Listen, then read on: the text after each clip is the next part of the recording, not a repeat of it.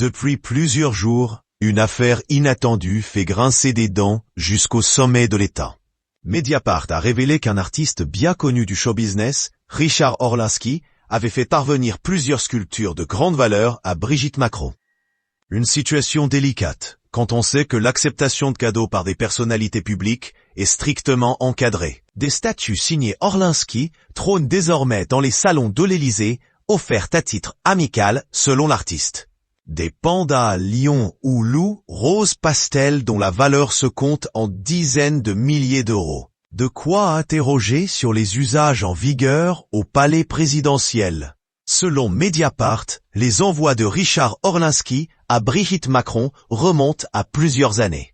En 2021 déjà, la première dame recevait un panda bleu accompagné d'un mot. J'espère que cette pièce imaginée pour toi trouvera toute sa place dans ton bureau. Puis, en février 2022, un loup rose pastel, avec ce message. Et voilà, enfin. J'espère que le salon des fougères ne s'est pas trop impatienté. Je t'embrasse très fort. Le problème? Ces œuvres, bien qu'amicalement adressées, valent bien trop cher. Un loup hurlant ou un panda signé Orlinski se négocie entre 45 900 et 190 000 euros, selon les exemplaires.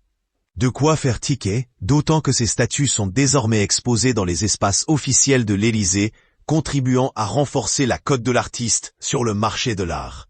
Sollicité par Mediapart, un conseiller du palais a expliqué que ces œuvres appartiennent à l'État et seront remises au mobilier national à l'issue de la mandature. Une réponse bien plus prudente que celle d'autres personnalités politiques qui, elles aussi, ont reçu des cadeaux de Richard Orlinski et les qualifient de simples présents amicaux. Ce flou dérange depuis l'affaire François Drugy, les règles sont claires.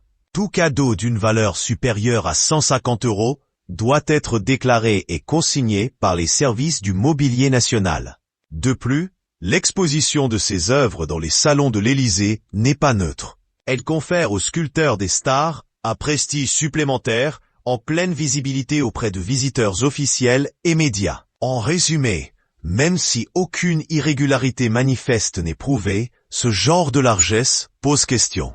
Faut-il revoir encore les règles sur les cadeaux faits aux plus hauts représentants de l'État? Une chose est sûre, Brigitte Macron et l'Élysée se seraient bien passés de cette polémique à quelques mois d'une année présidentielle cruciale.